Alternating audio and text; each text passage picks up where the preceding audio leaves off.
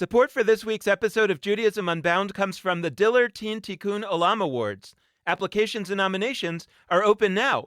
The Diller Teen Tikkun Olam Awards honor up to 15 Jewish teens from across the United States with an award of $36,000 to recognize their impact and leadership to repair the world. Nominate a teen today, or they can apply directly by January 5th.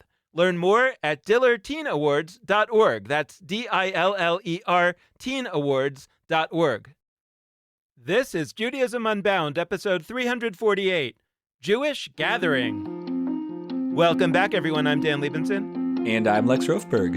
And we are almost through with the fall holidays. We've had Rosh Hashanah, Yom Kippur, Sukkot, and now we are coming up on the last holiday or two, depending on how you count them, Shmini Atzeret and Simchat Torah.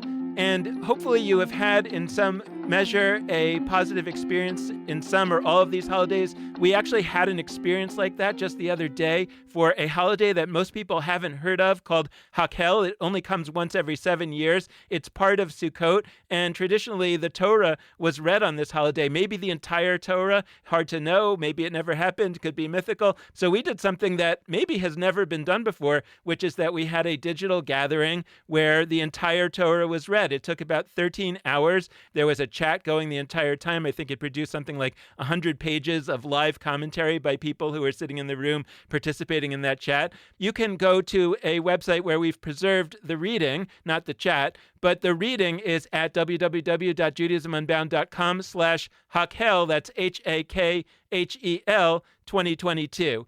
Another really important thing to mention is that in just a couple of weeks, we are launching our next semester of Unyeshiva classes. So if you have been thinking about it and want to register, you only have about a week and a half to do so. If you haven't heard about it or haven't been thinking about it and want to think about it, we invite you to do that. Just go to www.judaismunbound.com/classes. I'm teaching about the book of Genesis. Lex is teaching about the book of Numbers. We have Yael Kanarak and her colleague Tamar Biala teaching about Torah Ta, the regendered Bible, or teaching from the regendered Bible, I should say. It's an experience of reading the Torah where all the characters are reversed in their gender. We also have a class on raising children with Rebecca Milder, who is a fantastic educator. It's not just for educators, it's for parents, grandparents, anyone who cares about children. I think you'll have an incredible experience there. And also a class on science and Judaism with Jeff Middleman, the founder of Sinai and Synapses, a great thinker on the connections and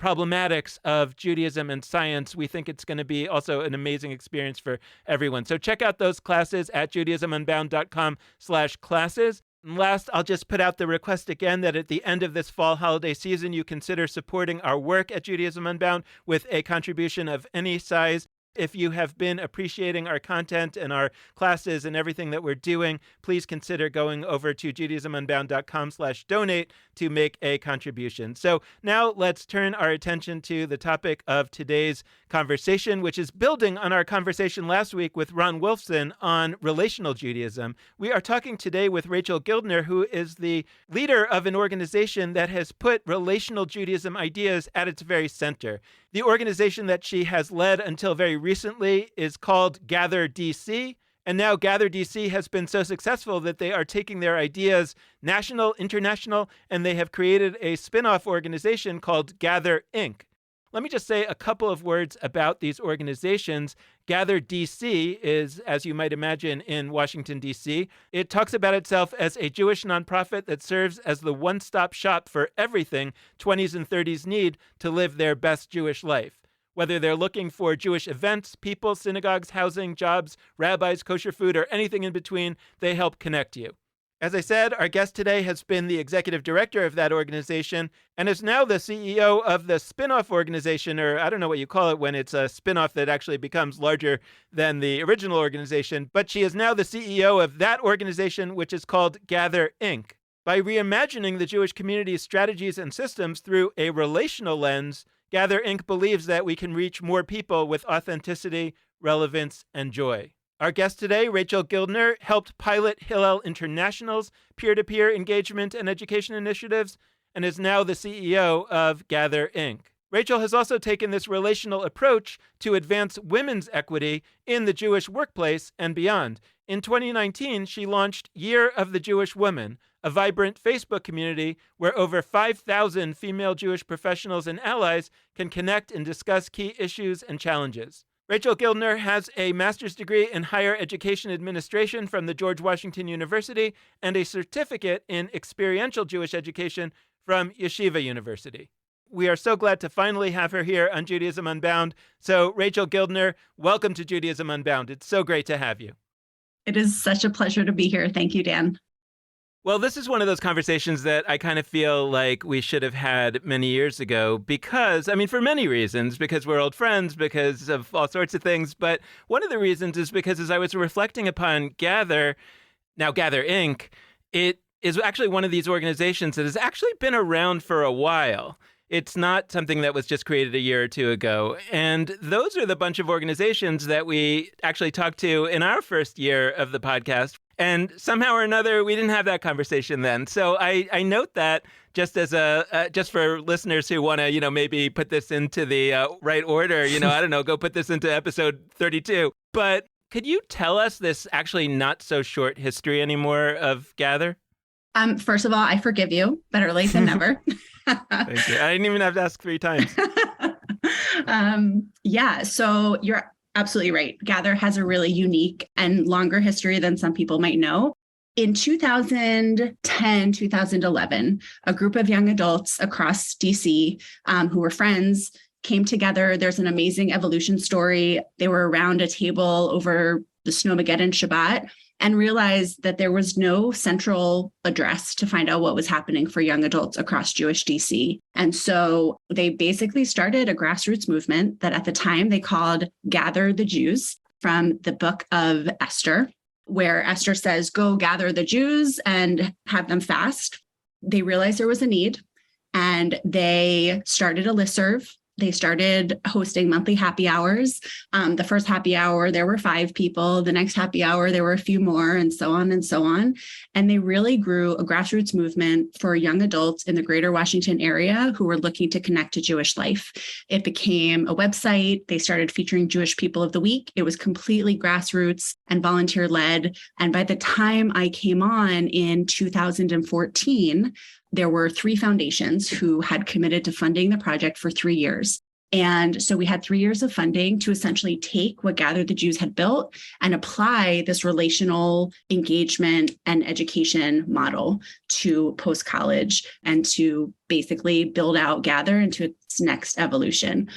So in 2014, I came on to Gather the Jews. In 2016, we changed the name from Gather the Jews to Gather DC. Happy to talk about that a little bit. And just this past year, we have formally established the name Gather Inc., and that is our national platform now for this relational work. So can you talk a little bit more about what the need was back when it was created, back when you came and you started growing it? And to what extent, I understand now that this is branching out far beyond DC. So I get that, and we'll discuss how this applies beyond DC.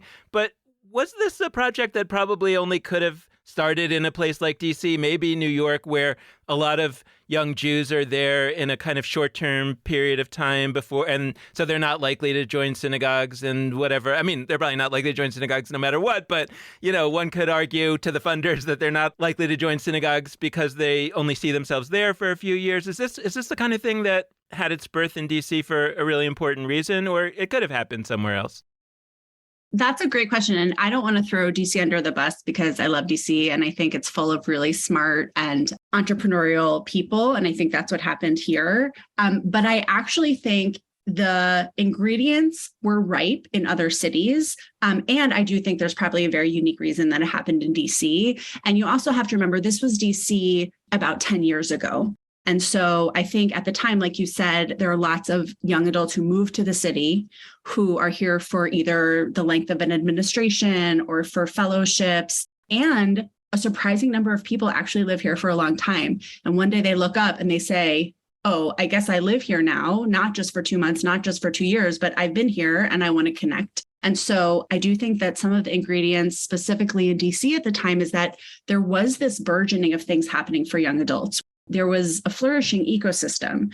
This gap that the Gather the Jews founders identified was that there's no central address. There was no, like you said, this word connective tissue. There was no one place to go to find out and to bring people together around it. And so that, again, I think just the unique landscape of DC is probably what made it ripe. But I could imagine it having started in other places, but it is kind of a gem of the DC landscape. We may have a good, healthy disagreement. I think this had to start in DC. And I'm saying that not to say I think like, yo, Rachel, you're wrong. I'm saying it because I think, and we've talked to people in DC before about this. We've talked to folks at 6th and I Synagogue. We've talked to folks from the New Synagogue Project, from a few DC anchored organizations that each sort of take their DC-ness seriously in different ways. And I mean, I'm biased on this because I spent some time in DC and I had a very formative summer there. Like, funny enough, working with Rachel Gildiner at Hill International. But like, I had a formative summer both at the office place that I was working and more generally, because there was this wild thing where, similar to the vibe you described with 5 people the first time and then it grew a few. Like, I went on a Tuesday after work with 2 friends to Bar Louie, the burger. They had $1 Burger Tuesdays, and we were college students in DC for the summer with no money. So a $1 burger was a compelling thing. It was also $3 beers when it's normally more than that. So that was exciting. And then the next week, we each brought a couple people. We were up to like 6 or 7. We had like 25 or 30 people a few weeks later, and we basically took over the whole place. Like, could that happen other spots? Yes. But there's a specific DC thing around like happy hours, and there's also a culture. By the way, this is both great and can be toxic. I'm not saying this just to shower praise on DC. Like, there's this culture of just sort of constantly trying to meet new people. Sometimes it's just to meet new people. Sometimes it's to try to advance yourself in whatever field you're in. Like, that's part of the DNA of Washington, DC, for better and for worse. But I am curious to hear like what the what is, because somebody listening could be like, there's people in some general definition of young adult. It started as Gather the Jews, so the presumption being those young adults are Jews. Part of the change might be that it's Jews hanging out and also some of their loved ones and friends and whatever. What happens in the work that you do day to day, week to week, year to year? Yes. So first, let me address what you mentioned about DC. Love Bar Louie, love a good soft pretzel with their dipping sauce. What was amazing about what the folks built is that it was inherently leveraging the DC culture, things that they were doing anyway. The happy hour scene here, I will tell you, we just expanded to the Bay Area, and I'll tell you about that. Happy hour is not the thing there that is going to get people out. It is just a different vibe. It is a different culture. And so the folks who built Gather the Jews knew their people, they knew the audience, they knew where people were, and they were at happy hour. And so that is why happy hour is one of the real staples of the Gather the Jews of the day and even the Gather DC of today. And so I think that actually leads to the answer to your next question, which is about like, what does Gather do? Our founding as a grassroots project, our founding as not Jewish life being like put on programmatically, but as being built from the community for the community based on their needs. That is the heart of what Gather does. When I came on, it was taking this incredible platform. So that includes a calendar that aggregates all of the Jewish events that are happening around the city, a website where you can find who are the rabbis around town, where do you find kosher food, and a website of thousands of young adults, a listserv of thousands of young adults who want to know what's going on Jewishly every week. How are we helping use these assets to connect more people more deeply to each other and more deeply to adult expressions of their Jewish identity? And so it was just kind of taking all of the richness that was built from the grassroots and expanding this relational methodology there. So what that looks like locally is, again, Gather DC's mission is to connect Jewish 20s and 30s to each other, to existing Jewish offerings, and to alternative expressions of their Jewish life. We plan our experiences in those pillars, we measure in those pillars, and we build our staffing around those pillars. We've had a rabbi on staff since our very inception. To us, engagement and education go together. They can't be separated. I have so many thoughts about this kind of false binary of like, well, this is engagement and this is deep Jewish learning. I think it's bunk. I think the two have to happen together. And so we take engagement, we take education, and we use it to connect Jewish 20s and 30s to each other and to deep Jewish experiences that they're not finding otherwise. Yeah, let's sit in that for a little bit. These words that just came out fiery, passionate in the best of ways that makes for great audio for people to hear. Yay, podcast editor Lex is thrilled. Engagement, learning, education. We just heard a bunch of things. And for some of our listeners, it will be very intuitive what you just communicated. And I'm actually very moved by what you just said as somebody who like inhabits what we might call like Jewish life, like the set of people who work hours of their week in Jewish life. I tend to avoid the term Jewish professionals for all sorts of reasons, but like the set of people who are like spending a lot of time being paid to do Jewish stuff. But engagement, education, like those are words that matter a lot because they're actually code in certain ways. And what you were just getting at about this binary, I think it's important for people who are not in on the code to like really get a sense of what's happening there. When you say that there's this duality at play, engagement tends, I think, I'm doing my best to take what you said because I think it's sort of a generally accepted set of usages. Engagement tends to be like sort of social connection, like getting people together, having a good time. Maybe there's food. Maybe it's even a holiday, but it might not be like a ritual for the holiday. It might be more that it's on the holiday. Like it's sort of, I don't want to say certain adjectives like shallow or because that's not what I mean, but I think it's associated with things that would not be called the opposite of shallow, which is deep. You use the phrase deep Jewish learning, and I think that's evocative because engagement, I think, tends to be seen across Jewish nonprofits that do like quote unquote engagement work as like sort of a first step, right? And then the quote unquote real thing is like education or learning, which is deeper. And as you might expect, the listeners are not going to be surprised by this. Like I'm somebody who's spent a semester teaching a course called This Too is Torah, where the entire purpose of the course was to say like, stuff you thought was trivial is actually Torah and important. Like, well, you can be watching TV and that could be a very deep Jewish act. You could be going to the deli. That could be a deep Jewish act. Like another way to convey the message of that class would be to say a lot of things that people call Jewish engagement might actually be like Jewish life or Judaism or Jewish learning. So I wanted to say all that just to like fill in the gaps for folks who aren't quite as in on the code. But I want to hear more from you because I can tell you're passionate about it. Why does it matter that we need to sort of blur this distinction between engagement and learning?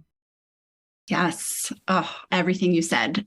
Okay, so let me go back a little bit. So when I started doing this relational work at Hillel International, it was with the express purpose to answer the question, how are we reaching people, Jewish college students, who care about being Jewish, have curiosity about their Jewish lives, but will never walk into a Hillel building, right? There was research that showed that this was like the way precursor to not joining synagogues. Like they're not coming to Hillels.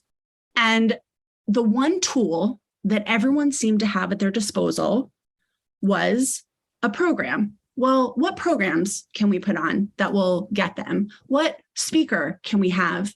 And at the time, we weren't talking about engagement or education. We were just talking about programs. And that was the thing that, like an idol, I just wanted to smash because we were just looking in the wrong direction.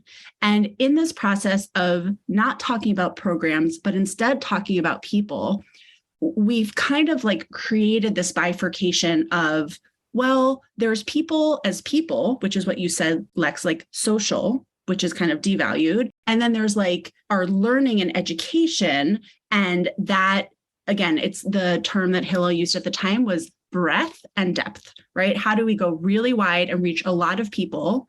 But that's not enough. We also have to go deep and make sure that there's a lot of, big T Torah. And I understand why we had to use that binary to get us away from programs, right? Like it was the natural bridge that we needed. So we're not just talking about programs, we're talking about something that's a little more nuanced, a little messier.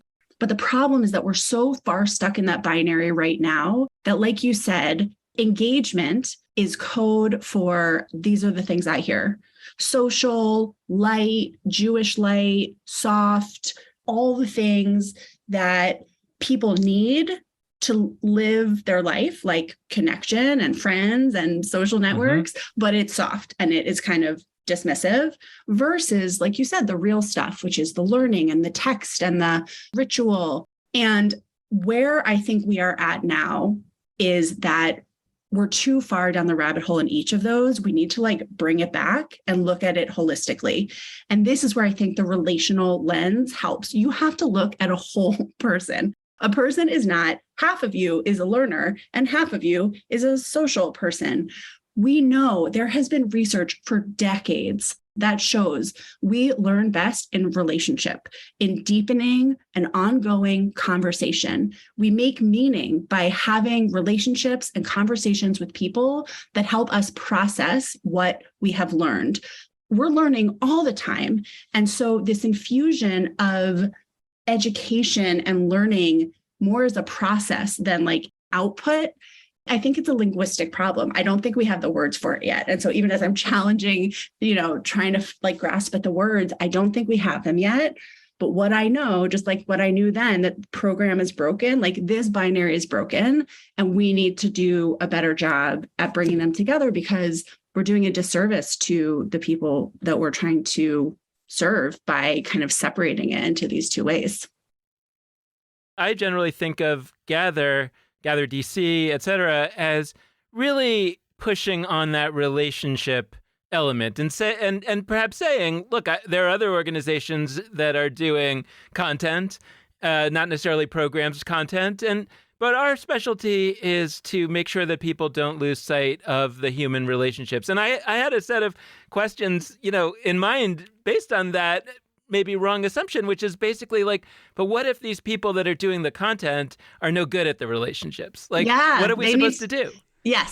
So I'd love to talk about that. I'd love to hear what you have to say about that. But I'm also hearing from you a larger ambition, and I'm curious how that translates into what Gather is doing or is going to do. In other words, how is Gather going to break that binary thinking and say, we are really maybe the organization in the Jewish world most dedicated to this idea of relationships being at the center.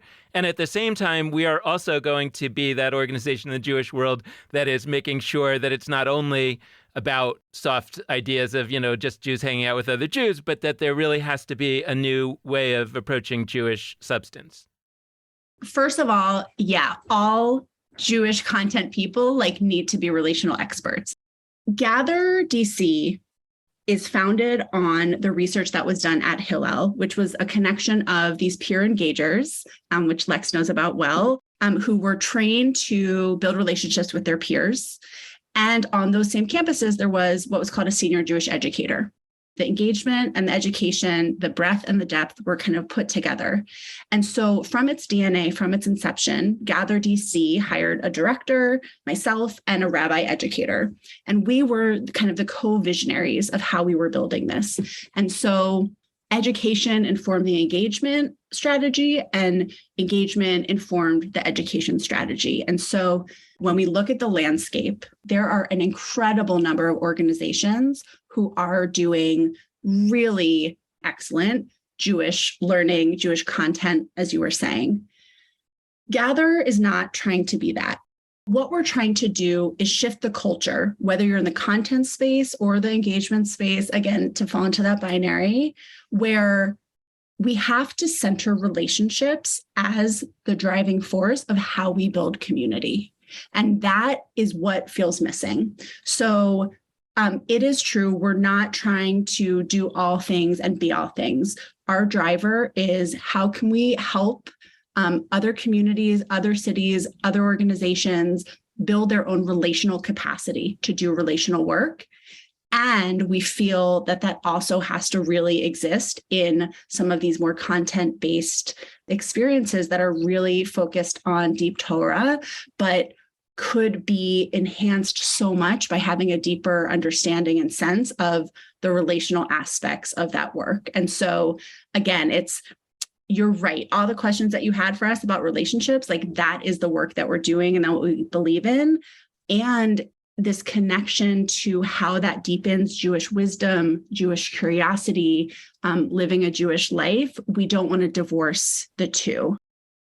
Yeah, and I'm having this interesting moment where I don't think I've spent much time in the past thinking about, I've thought about words like community, I've thought about certain words that are used a lot in Jewish life, but I've thought less about the word gather. And I've still thought, I'm obsessed with words, so I don't want to make it sound like I've never thought about gather. That would be disingenuous, but I've thought less about it. And I'm just realizing, like, the Hebrew language is obsessed with forms of words that we would in an English term gathering. And some, like, even for people who don't know Hebrew, some of the most big ticket words like kibbutz, like a kibbutz that people live on. That's like a root word around gathering. Knesset, Beit Knesset, that's like a name for a synagogue, house of gathering. That's another gathering word. Kehila, which is is usually translated community. That's another like group of people that are gathered. The holiday of Sukkot, which we've recently been talking about being super important. One of its names is Chag HaAsif, which is another like gathering holiday, like because everybody gathered together in this big pilgrimage. My mind's swirling right now, and it's all leading me to another word that is less directly tied to gathering, but that I believe is important, which is chavruta. And I'm bringing it up because it gets to this same duality you're pushing back on. So chavruta is generally described, and including myself in this, when people ask me what is a chavruta, I tend to say usually two people, like a group of people, but usually specifically two, like two people who meet with one another and engage with Jewish text. Or maybe for me, I'm being not charitable myself. I do sometimes say two people who meet together and engage with sacred text, however we define it. I'm realizing that formulation implies that the two people are coming together for the purpose of learning text or learning, as opposed to learning is happening for the sake of two people coming together. And I actually think, I don't want to say that the latter is true and the former is false, but I want to say both are true. Like, I actually think if you look at the Talmud, if you look at all these instances of like very close rabbis who were chavrutas with each other, who learned with each other, sure, they're coming together for the sake of like duking it out over Torah and coming to conclusions about stuff. But I also think that arguing, duking it out over various Torah texts is an excuse for them to come together and to have something they all share. It's funny that an organization called Gather is so focused on like relationship building that is often one-on-one, maybe not always one-on-one, but like small groups. The name might be heard as about large things. And so I'm kind of wondering, I get that part of the whole point is that there's no one size fits all way that you do one-on-one meetings, but like, what does it mean to be focused on interactions between, big events, programs, to use the dirty word? What does that actually look like? Is it one-on-one chavruta type things, only you're not actually wrestling with Jewish text, or is it something else? What if instead of asking the question that way, we asked, what are all of the ways that we can help deepen relationships within the Jewish community? And one of those ways is chavruta learning in pairs, learning deeply about a text, but with the same person. So you're not just deepening your understanding of the text as you learn, you're deepening your understanding of each other and of yourself through that learning. What if a way to deepen relationships with the people in your community in between large gatherings is to recognize a milestone or life event that they're going through? What if it is to think of them when you're doing something in your day-to-day and send them a message, right? It's like, I want to reverse engineer, because if we imagine, and it's just like what you said, we assume what community means and what it looks like and how it's built. It's when people show up together in a big room, that's community. Or when people come to pray, that's community. Or when people sit down to learn, that's community. Adrienne Marie Brown wrote a book, Emergent Strategy. We use it all the time. We have so many like other Rebbes. Priya Parker is a Rebbe. Parker Palmer is a Rebbe. Adrienne Marie Brown is a Rebbe. And what she talks about in Emergent Strategy is this idea of the fractal nature of really the world. Something has to be happening at the smallest, most cellular level before it can happen on the outer, bigger level. That is why we are so focused on this one-on-one, because part of the ethos of our work is to see every person when they show up, make sure they are seen, and to miss them when they don't. And you can't do that if it's a room of 100 people and you're just calling it community, right? Like you're rolling it up to the highest level of gathering. That is 100 individuals that are there for a reason, and they might all be there for different reasons. And so this idea of like focusing on the one-on-one, because everything else has to be built up around that, or to do it backwards even, right? We hear from so many people. I showed up in a room, there were 150 people there to the organization that was a huge success, but I didn't meet anyone. I left feeling more alone than I did before I came. So when we gather in the largest sense, how are you using that and breaking it down and knowing that that's an opportunity to build into those deeper relationships? And so what you're describing about Chavruta, I think Chavruta is one of the most beautiful tools that Judaism has at our disposal, like this idea of really sitting and going deep in a text. I can say I have had the gift of doing deep Jewish learning and formal Jewish learning for many years. And I would say of all the kind of quote unquote chavruta I've been put with, there have been two of them who have like struck my heart and changed who I am as a person. One of them I'm in now and is such a gift, and he knows who he is. But it's because they brought me deeper in relationship to another human in the process of learning about the Torah. And there's one story I want to share because I think about it all the time. The story of Reish Lakish. It's a beautiful story in the Talmud about friendships. And these two people who know each other's backgrounds come into a chavruta relationship and actually end up harming each other so deeply because of what they know about each other. It's like the chavruta gone bad.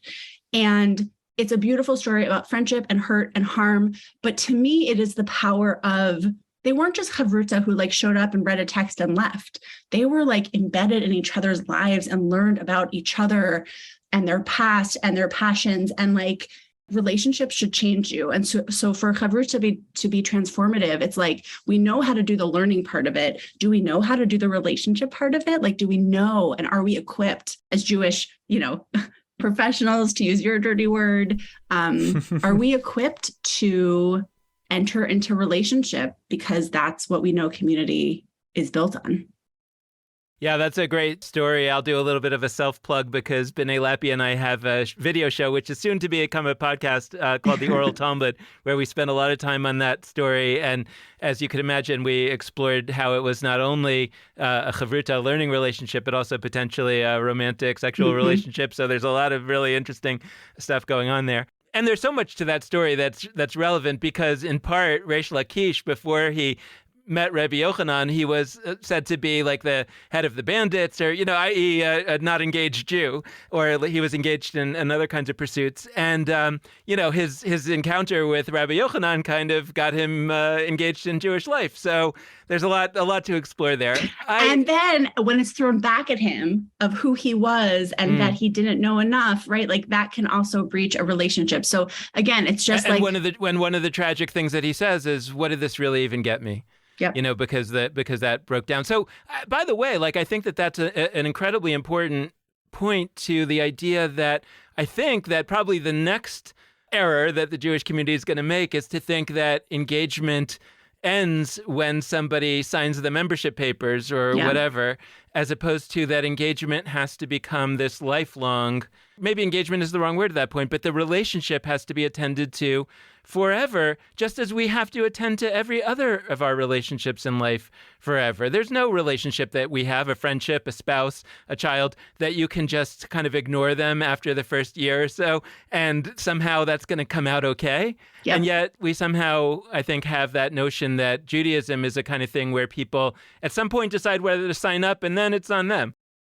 I love that point, Dan. And a lot of the work that Gather Inc. has been doing kind of with national partners is, and I say this like lovingly, we are trying to help people take a relational orientation to the work that they're doing. And so one of the questions that people are trying to solve for is, how do we get new members? And the question that we ask back is, do your members that you currently have feel engaged? Do you know when you were last in touch with all of them, or what their kind of engagement plans are currently? Like, are you doing the engagement work now? It's like sure, we could get tactics and ways to recruit new members, but what is your plan for continued and ongoing engagement and deepening relationships? And as we all know, as being humans, your need for engagement changes with your life cycle and with your life stage, and it's never going to be the same. And so being in relationship allows us to identify when those needs change and serve a person differently when they need it. And our Jewish infrastructure is not designed to support that relational work. It's support to, right? Recruit, sign, you're in. And that's just not the reality of how we live Jewish lives. So I'm thinking from the perspective of folks who are tied, whether it's to synagogues or Jewish community members or like various forms of Jewish institutions, and they want to improve on some of these things. Like, I don't think we have an issue where like people don't realize that whether it's young Jews or any age Jews, like aren't looking to participate in communal institutions. What I do think sometimes needs to be said is like, let's take me. I won't talk about anybody else. Like Lex Rofberg, I could do everything by the book, internalize fully the teachings of Gather Inc. I could internalize fully other approaches to relational Judaism and relation building generally. Certain people, not only am I not going to be the best person to connect with them, I'm just not going to connect with them at all for all sorts of reasons. We could go into the ins and outs of those reasons, questions around who connects to who based on class and race and religion or whatever else. Others are like more practical, like, do I vibe with this person? And like, I've done a lot of this work over the years, one-on-ones, coffees, etc., like building relationships in that form. And like, sometimes I have this feeling at the end of like, this person is poised to like really engage deeply with other people on a topic, on an issue. Whether this, by the way, sometimes this is like community organizing, forgetting Jewish life. Like, but I was not the one that was going to make that happen. I've had other moments where I think I've done it really well. Part of the problem, I think, when folks at a JCC or a synagogue do all of this work and then they expect that they'll like go on coffee dates and it will just work.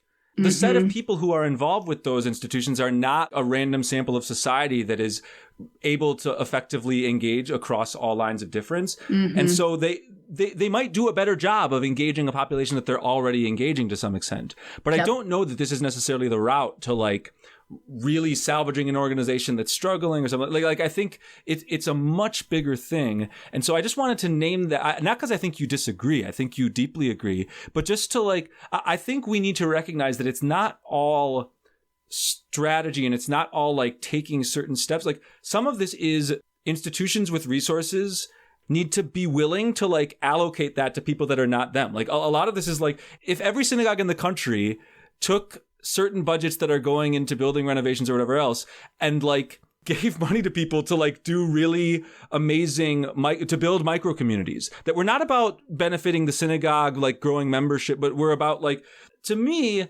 there still does seem to be this kernel of like, end of the day, we're doing that because it serves our bottom line. Yes. And so like what practically, like if somebody is in the shoes of folks who might like, oh, we can actually do something different as our synagogue, as our JCC, as whatever. How might you advise them to practicalize? That's not a word. To practicalize this. Let's make it a word. I'm going to make relationalize a word. Mark me on this podcast right here. Relationalize is going to happen. Okay. Yeah. Okay. You said something else that I want to go back to before I answer that question, which is, so I know we said it in passing, but I actually want to highlight it because it's really important and we think about it a lot. This relational work, like who connects to who, could be a tool to continue and perpetuate white dominant culture and a kind of boys club or inner circle. If we are in connection and building relationship with the people we naturally connect to, we have seen through decades of leadership and the world who that will predominantly be. there is kind of a big caution with relational work that you have to be pushing yourself to do this across difference, across circles, across networks.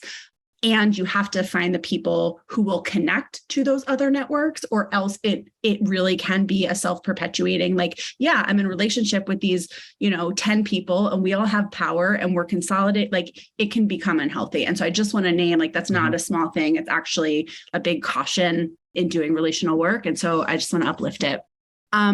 One of my favorite things is when I see people and they say, oh, we started doing coffee dates. And I said, oh, that's so great. Like, do you guys have training about like what makes a one-on-one, or how to show up and as an active listener, or how to make sure you're not bringing your agenda? Or at the end of every coffee date, do you end it by like recruiting them for one of your next events? And it is usually the latter, which in that case, the coffee date is not relational. It is a recruitment tactic, right? A coffee date in itself is not relational. There is like an art and science to this. And this is the stuff I geek out on. It's like, what is the science of belonging and connection and, really being present in front of another person to know and understand them. And I agree with you. I do not think that every organization, every institution, and every entity is like ready to let go of kind of their agenda and of their boundaries in order to do that. To let their people go. To let their people go. Oh God, I love the Jewish puns. Yeah, to let their people go, but not even their people. Like to let their institutions go, right? Like to kind of put that on the back burner. And I often use the analogy of like it's like holding sand. The tighter you try to close your hands, the more the sand slips out. And people know when you have an agenda. They know when you're there to sell them something. Like a coffee date for the sake of a coffee date is not engagement. What I would say is that when you go right to, okay, let's have coffee dates, again, you're missing that zoom out of like, why are you doing this? Are you trying to get more members? Are you trying to more deeply know the people who are in your community so you can better serve them? Because those two things are going to look very different based on how you enter that. And so focusing on like, you said it's not just strategy, but it is an understanding of engagement to what end. This is about building a relational culture, right? You might not be the right person to connect them, but if everyone in your community understands that it's their job to build relationships with people, then it shouldn't just be on any one person. This should be something that an organization is doing culturally, that when you have new members join, you connect with someone based on where you live in your community, or the fact that we have like one person who usually holds this makes it harder to actually achieve culture change. And so if relational engagement was a focus of, again, like a culture campaign or of, training across an organization, then it could really start to tip and be effective. But it is very often kind of handed to one person. And we think of it as like relational scaffolding, or as a web, which is like someone somewhere will be connected relationally, the more people know how to do this work and can do it in earnest. The problem isn't that people aren't using a set of tactics. The problem is that they don't understand that to be fundamentally what Judaism is about. That's what Judaism is for, and that's what community is for. And that's why you went to that. Like, that's why we're here. And why do we keep missing that? I guess my question is like, what does the world look like in 20 years when Gather has really changed this landscape? And I'm asking that question in a concrete way. Like, I'm curious whether what you're talking about is really going around the country and doing trainings and whatnot, or is the idea to sort of seed Gather-like organizations in every city, Gather DC-like organizations in every city in the country, so that there would be a new kind of organization devoted to young people, and maybe there would be like 3 different Gather organizations in every city, because one would be for 20s and 30s, one would be for 40s and 50s, one would be for 50s and 60s, whatever those might be. Like, I'm just curious, like, what does this look like if it's sort of maximally built out? But I also think that probably at the end of the day, the most significant thing that I'm taking away from this, and that I hope our listeners do, is and if you could talk about, is a little bit like, what would the reoriented understanding of what Judaism is about be in 20 years from now, such that, of course, maybe these institutions won't exist, maybe they will, but it won't matter so much if people have reimagined what Judaism is about. On my desk right now, I have a book called Regeneration. And it's about how this generation is focusing reimagination, reconnecting, regenerating, reorienting. And I really do think that in this moment, and again, I wrote this little manifesto before COVID, and then COVID hit.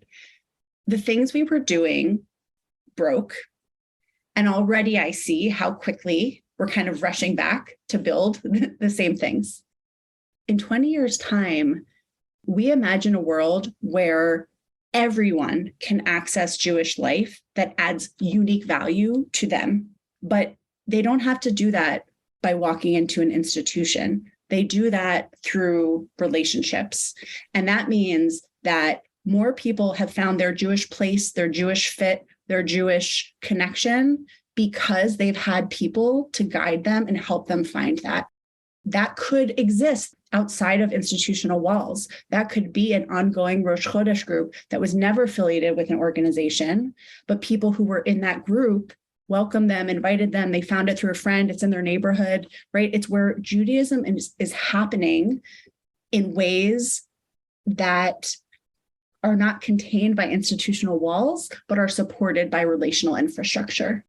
To do that, we do have to reorient how we build structures, how we train leaders, how we count Jewish success. One of the three ways that Gather talks about building community is we can host. So that's kind of your traditional program, but it's not a program. It's you're hosting an experience. The other is we can connect people to the things that exist. That's also through relationships, right? It's not just, oh, here's a link to the thing happening. I belong to this place, or I've gone to this place. You would love it. Let's go together. And then the third is connecting people to each other embedded in these grassroots communities. And all of that counts. All of that should be metrics that we're looking at. How many and how deeply are people connected to these different types of community? I believe that there's a way to build that, to measure that, and that will add richness to individuals, and it will change the landscape of Jewish life because people will be able to access it in all different corners and in all different pockets. Look, I think that you could look at that as threatening to existing institutions. I actually see it as a huge asset to existing institutions. I think if existing institutions can understand Jewish life is going to continue thriving in between, in this interstitial space, and they can actually have strategies for how to support that. I think that's what Gather envisions. But that means we envision a culture of relational engagement where this is a skill set that people really know how to do, and it is modeled. And that, again, Dan, if someone had come up to you, once it's modeled for you, you do it. You do it naturally. That's what culture change is. You see it happening, you feel the impact, and so you then adopt those behaviors. And the levers that Gather is building out to do that, yes, it's trainings, but it is also really trying to build a field around this. There are people who intuitively understand this work. There are people who have been doing this for years, but haven't known what to call it. There are people who do this for years and call it something else.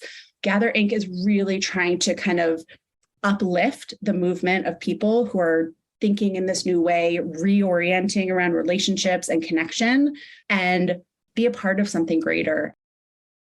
So I wanted to ask you about the kind of brass tacks rollout plan for Gather over the next few years, however many years that is, because I know that you recently received this major grant from the JCRIF Reset grants, which was the Jewish Community Response Impact Fund that took place during COVID, where there was really a thought that we should really put out some ideas for rethinking how Jewish life is organized. And you expressed the concern. I mean, that was my concern too, that, well, hopefully it'll be enough that it won't just kind of have the idea, well, once COVID's over, will we just try to kind of go back to how it was? So connected to that, I'm sort of wondering how Gather does and will work with some of the organizations in various cities or national, like Moishe House, that also work in this sort of area, or One Table, things that are kind of, in the same zone. So how does Gather connect with those organizations? And my last question relating to that was just kind of can you imagine Gather Internet? In other words, like the location. I would was going to be- ask. I love Dan when we're so aligned. That was. I thought you were what I done was gonna asking your ask question. as a closing. Mind Yeah. meld. Yeah. But really, this does come from Lex, because Lex is always talking about the online world as like a new city.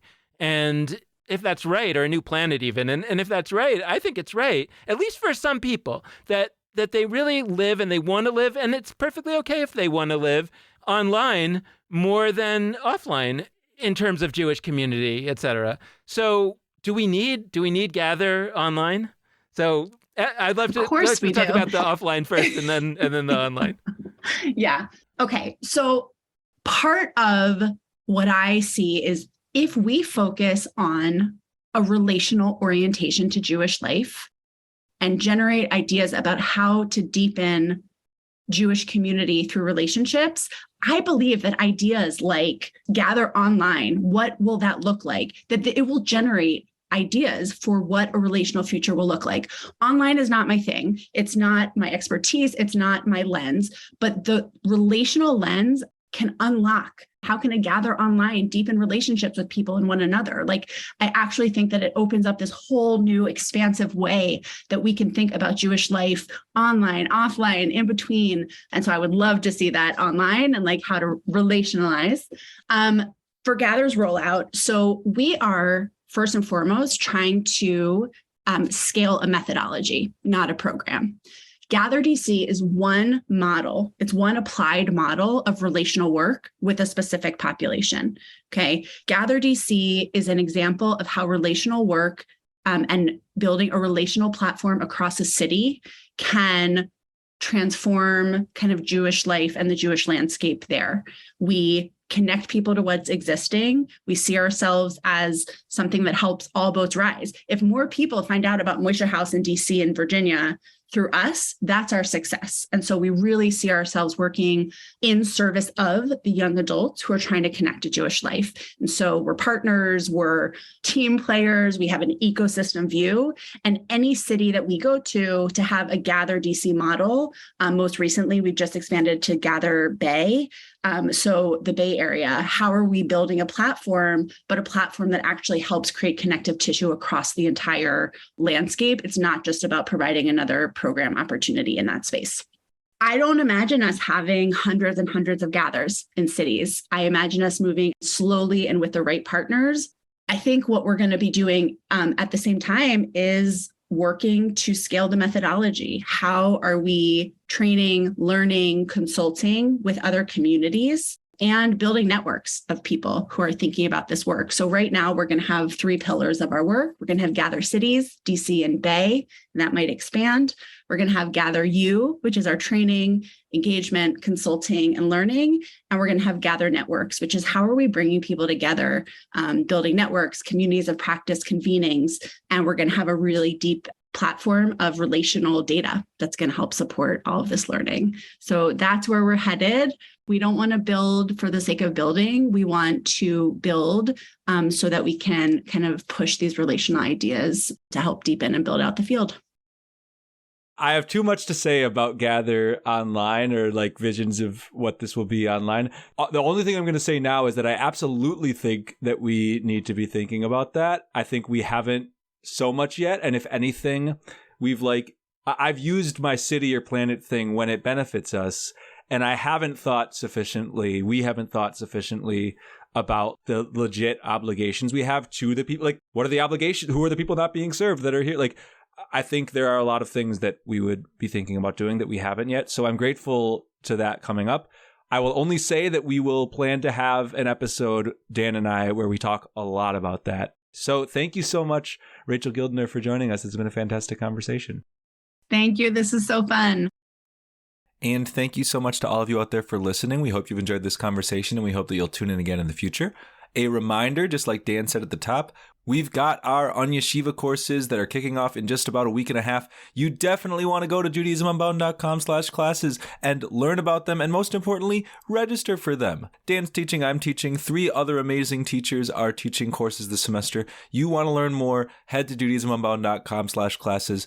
It's going to be awesome. So, in addition to that, we always like to close our episodes by encouraging everyone out there to be in touch with us. If you have questions, if you have thoughts, if you have moments of your life where you're like, oh, I could send an email. That's perfect. We just talked about exactly why that's so important in this conversation with Rachel Gildiner. So send us a note. You can do so via Facebook, Twitter, or Instagram. All of our handles are at Judaism Unbound. You can head to our website, JudaismUnbound.com, and you can also email us at dan@JudaismUnbound.com or lex@JudaismUnbound.com. We also, of course, deeply appreciate if you're able to support us financially with either a monthly recurring donation or just a one-time gift. You can do either of those at www.JudaismUnbound.com/donate. The last thing that we'd like to say is support for this episode of Judaism Unbound comes from the Ashman Family JCC in Palo Alto, California, whose vision is to be the architects of the Jewish future. The Ashman Family JCC empowers you to experience Jewish paths toward a life of joy, purpose, and meaning through innovative Jewish learning and wellness programs, community building, and initiatives to develop the next generation of Jewish leaders. Learn more at www.paloaltojcc.org. And with that, this has been Judaism Unbound.